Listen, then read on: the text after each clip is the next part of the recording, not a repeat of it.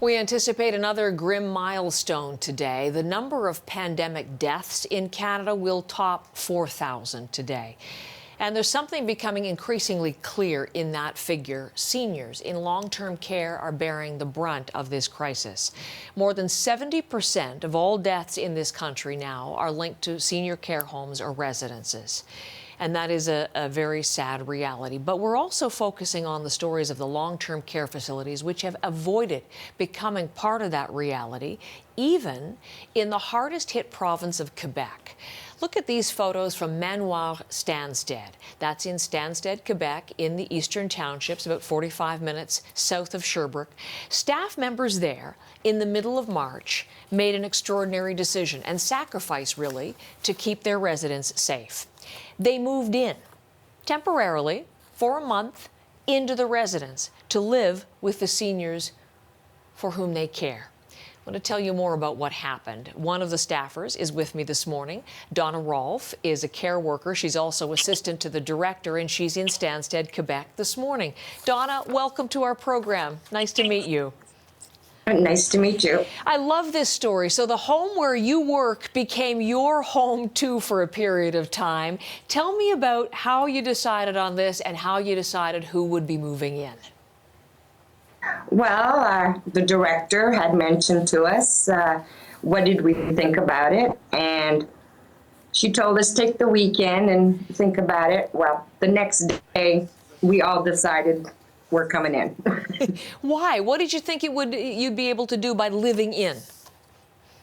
Give the residents a normal life, as much as normal could be. They don't have their families, and we just wanted them to have the normal.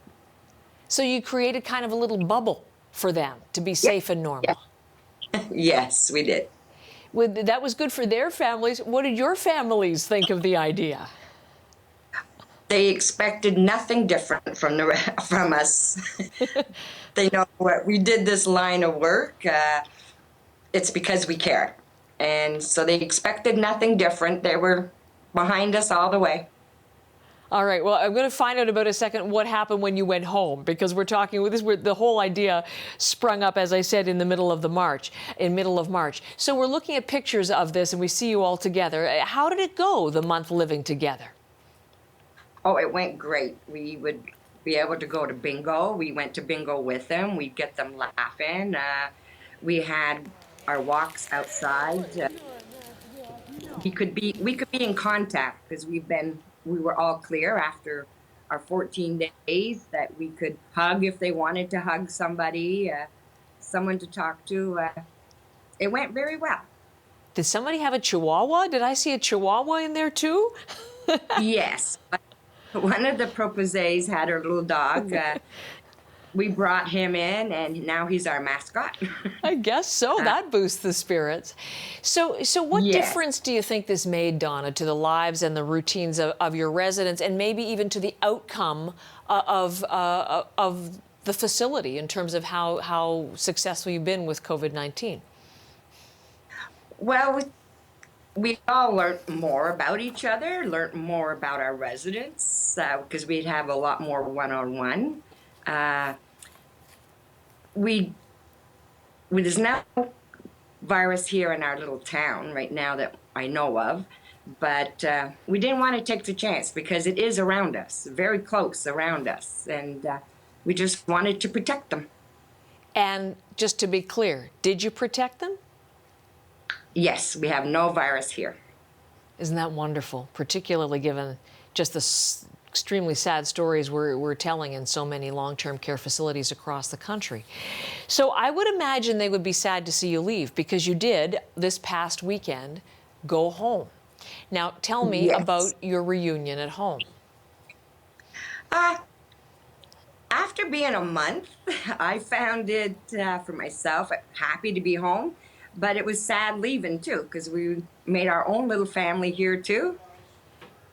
And, of course, we had your husband isn't watching us this morning, is he, Donna? I don't know. I hope. It was sad to leave them. We show some pictures because they actually had a parade, didn't we, when you left home? They were sad to see you go. Must have been sad to leave. Yes, it was. It was very sad to leave, too. I know we had our cook here, and she was cooking our meals. So of course, when we go home, we expect our meals to be served to us, but we go back to our normal.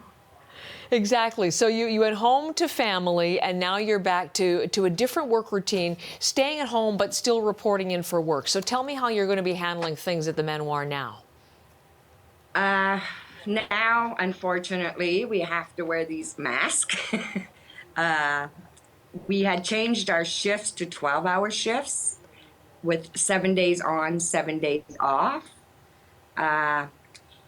We still have our rooms here if we are welcome to stay if we need to stay. It's been a lot of changes, but we're all working on it still together. We have our little bubble, and we work good as a team. Yes, I can tell. Listen, before I let you go, what did you learn, Donna, in this, not experiment, but I guess in the project that you undertook? What did you learn that others might be able to learn from as they try to keep long-term care facilities safe?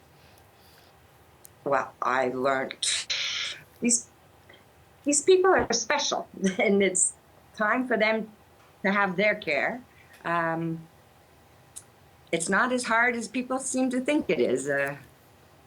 It's love. Well, that is a lovely message on which to end. Thank you very much for telling us about the extraordinary lengths you went through to help each other through all of this. Donna, I appreciate it. You're welcome. That's Donna Rolfe in Stansted,